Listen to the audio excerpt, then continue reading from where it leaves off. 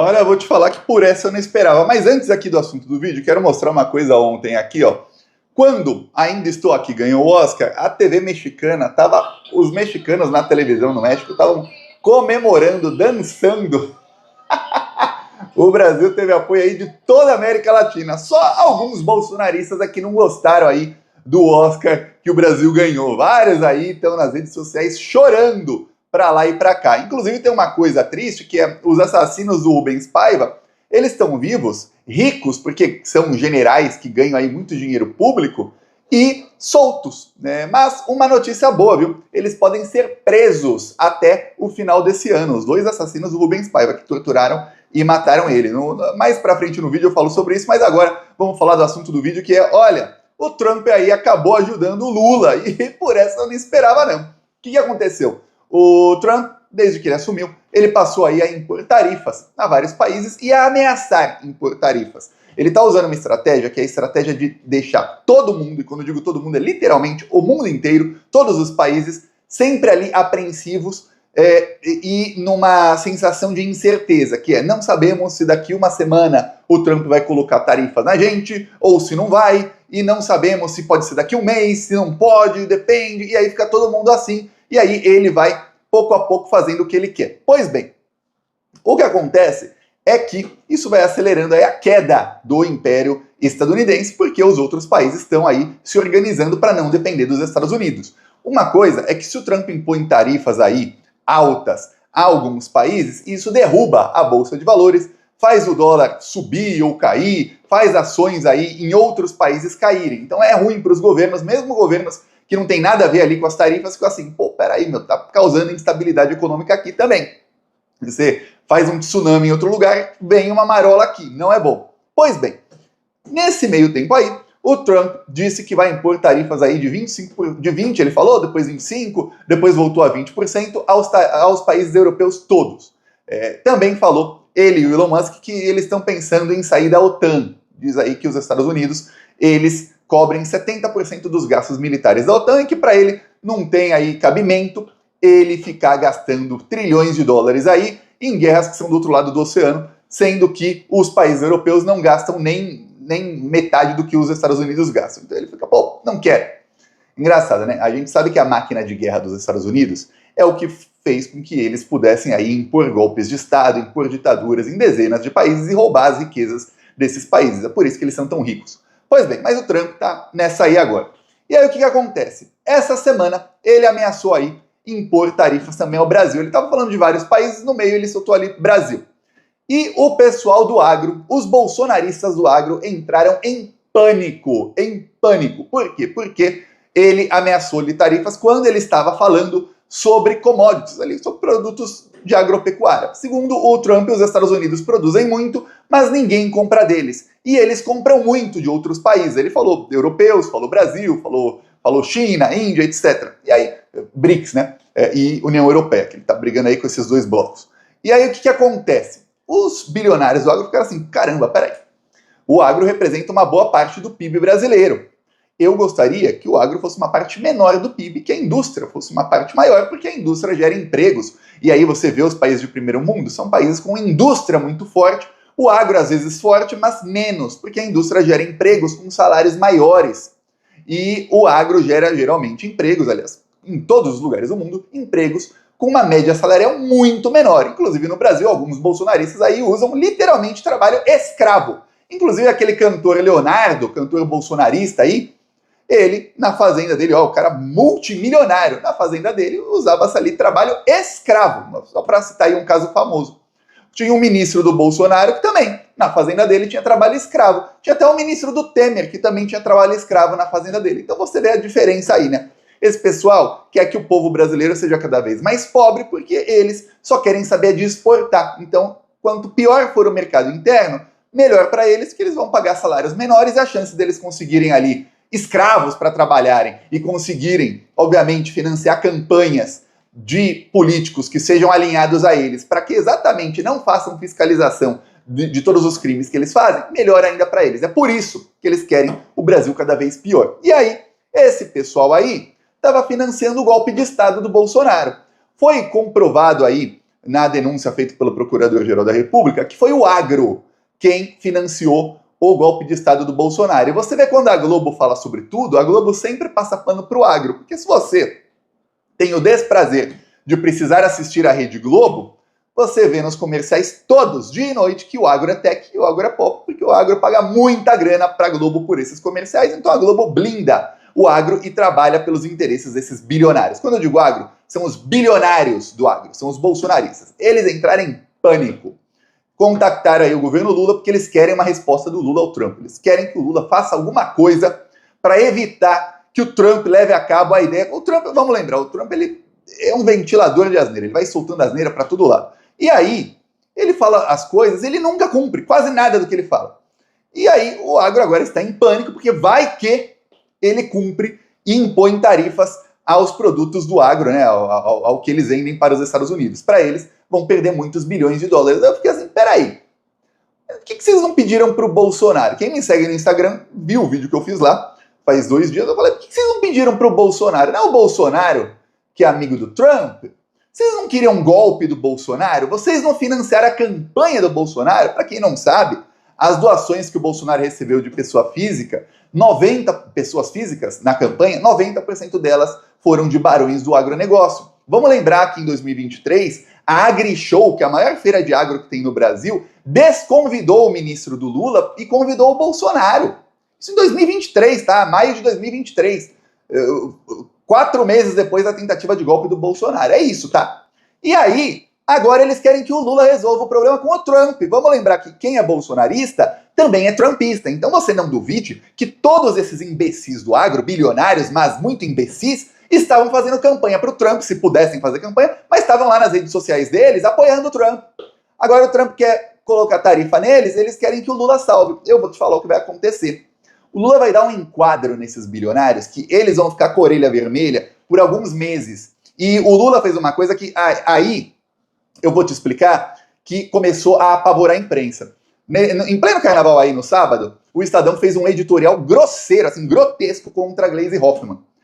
Na sexta, a Folha fez 2 matérias grotescas contra a Dilma Rousseff, falando que ela tem uma gestão caótica no Banco do BRICS e dizendo ali que a Dilma tem relatos de assédio moral contra ela. Vamos lembrar aqui 2 coisas. Primeiro, quando a Dilma chegou no Banco do BRICS, todos os brasileiros que trabalhavam lá eram indicados pelo governo Bolsonaro. Quem você acha que o Bolsonaro indicou para o Banco do BRICS? Só o puro tóxico de Chernobyl. É isso. Só bolsominion da pior espécie. Quando a Dilma chegou, ela teve que fazer uma limpa. Aí a jornalista Patrícia Campos Melo da Folha, uma que já foi bem atacada pelo bolsonarismo, ela faz o trabalho sujo do bolsonarismo, que é o quê? Atacar a Dilma com fake news. Ela vai lá e fala que, olha, tem uma rotatividade muito alta no Banco do BRICS sob a gestão da Dilma. 15% dos funcionários trocaram em 1 ano e 45% em 2 anos. É óbvio, ela tinha que limpar os bolsonaristas. Olha, falam que a Dilma grita com funcionários. Olha, se ela gritou com esses bolsonaristas, que bom, porque eu acho que ia ser na porrada que ia tirar eles. Teve um que foi demitido, que provavelmente é a fonte aí das matérias com fake news da Folha. 2 jornalistas aí que tem gente que acha que é de esquerda, tá? Que são de esquerda. Patrícia Campos Melo e Mônica Bergamo. Foram as 2 aí fazer o trabalho sujo. Teve um graúdo que foi demitido pela Dilma agora em fevereiro. Foi só esse cara ser demitido que começou a aparecer isso. E a Dilma realmente gritava com ele porque ele não cumpria ordens, ele descumpria ordens da Dilma. E aí tem coisas lá no banco que são mandatos. E aí tem que esperar para demitir a pessoa. E ela era obrigada a conviver com um cara bem nazista, bem bolsominion. Então imagina que a Dilma não tem muita paciência para lidar com um bandido como era. E aí começou o bolsonarismo a ficar desesperado com isso. Porque a Dilma agora, ela finalmente, e olha, isso é de algumas semanas para cá, finalmente ela praticamente acabou a limpa de bolsonaristas. Então o Banco do BRICS, eu mostrei aqui semana passada ela sendo elogiada pelo Putin, eu mostrei o vídeo. E o Putin falando, ó, pela primeira vez na história o banco deu lucro aí de $1 bilhão e tudo mais. O banco não tinha dado lucro até agora, a sua gestão é excelente. A Dilma, eu mostrei também, recebeu a medalha a maior medalha que um estrangeiro pode receber na China, que é a medalha da amizade, a mais alta honraria. Recebeu do presidente da China. Mostrei até, faz alguns meses, uma reunião do Putin com o Xi Jinping, os 2 juntos, da Rússia e da China, falando bem do Lula e da Dilma. Eles sempre que falam do Lula, eles esquecem de falar da Dilma. Pois bem, aí a Folha fala que a gestão dela é caótica. É isso aí, viu? Essa é a nossa imprensa. E aí passaram a agredir a Gleisi Hoffmann, por quê? Eu vou te explicar o seguinte. A Dilma, no primeiro mandato dela, talvez tenha sido o melhor mandato de um presidente na história do Brasil, inclusive melhor que os 2 primeiros do Lula, porque a Dilma conseguiu tirar o Brasil do mapa da fome e conseguiu ter ali a menor média de desemprego da história, que só foi agora superada a menor média da história agora em 2024, e em 2025 está sendo também. Mas ela conseguiu lá em 2014 e foi o melhor momento da economia do Brasil. A Dilma tinha 2 coisas. Ela tinha primeiro um ministro da Economia, que era o Manteiga, que a Lava Jato fez questão de tentar prender e de perseguir muito para que ele não voltasse mais, seria o ministro ideal aí até para o Lula. E 2, ela tinha na Casa Civil como ministra mais importante a Gleisi Hoffmann. E a Gleisi Hoffmann fazia toda a articulação do governo. A Gleisi Hoffmann saiu do governo Dilma no começo de 2014. Ela virou presidenta do PT e o PT estava ali, no momento estava começando a ser atacado pela Lava Jato, já dava para ver aquilo ali, e a Lava Jato estava surgindo ali, mas já tinha ali uma coisa, e a Gleisi também ia ser candidata. Quem vai ser candidato a algum cargo na eleição não pode ser ministro, então ela saiu. Pois bem, o que aconteceu? Aconteceu que, sem a Gleisi no ministério, o governo Dilma foi caindo até o momento em que, em 2016, levou o golpe. Quando era a Gleisi a ministra, não tinha golpismo nenhum contra a Dilma. Tinha ali a imprensa, aquilo que aconteceu em 2013, as jornadas, e o governo se mantinha politicamente. De 2015 em diante, aí já sem a Gleisi, o governo não se manteve politicamente. Agora o Lula colocou a Gleisi como ministra da articulação. Então a Globo está em pânico.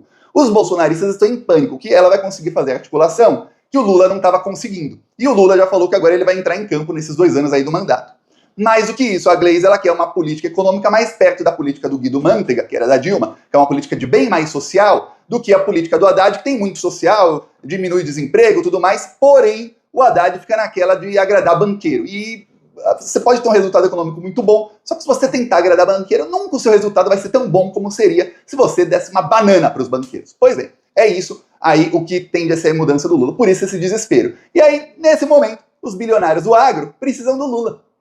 E justo no momento em que as análises, se alguém assistiu a Globo, ou assistiu a imprensa e a grande mídia, teve esse desprazer, eu vou dizer quais eram as análises desde que a Gleisi foi nomeada. Inclusive, um dia antes da nomeação dela, teve uma discussão em que o Merval Pereira lá estava surtando, ele estava dando pulo na cadeira, literalmente, ele pulava na poltrona toda vez que ele falava da Gleisi, com medo.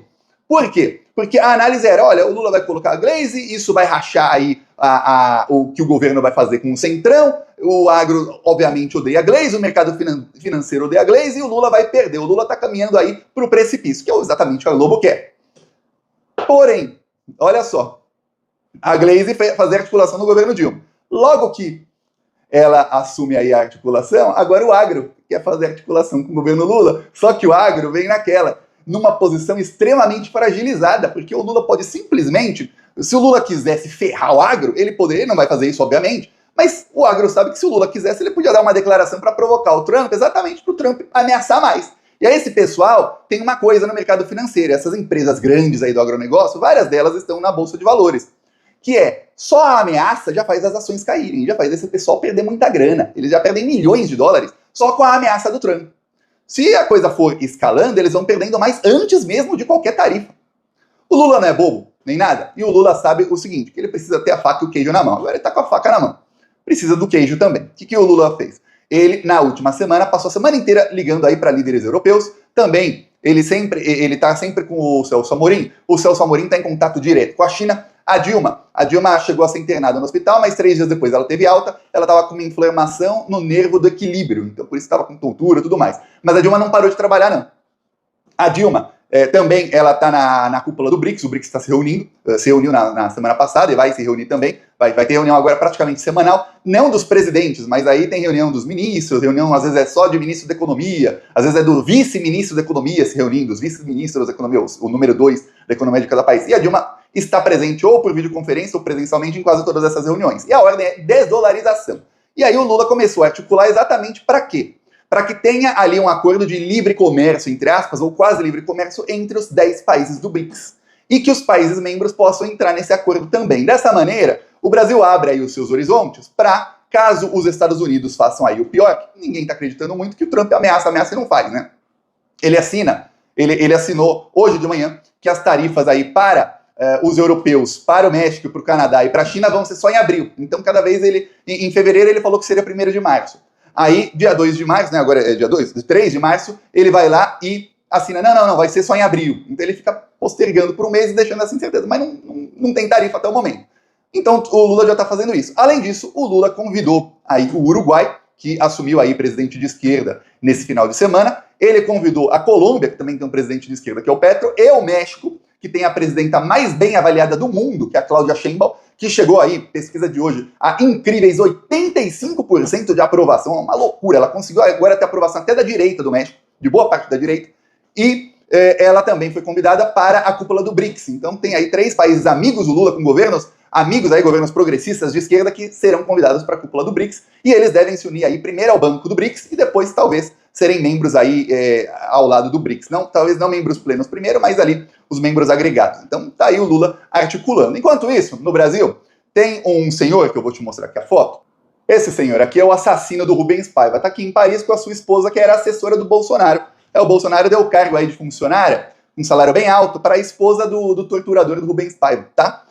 Ele deve estar se tremendo aí nesse exato momento. Por quê? Porque o Flávio Dino colocou aí, vai ser julgado no Supremo Tribunal Federal bem em breve, uma mudança na anistia aos militares da ditadura, que é o seguinte: quando acabou a ditadura, fizeram ali a anistia para os militares, que é uma vergonha, tá? Aí eles tinham anistia aos crimes que cometeram, só que o Flávio Dino diz o seguinte: olha, crimes em que a pessoa que foi assassinada desapareceu, se o corpo não aparece, o crime é continuado, e tem entendimento e jurisprudência para isso.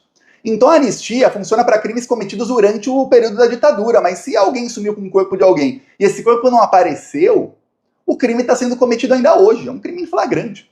Flagrante!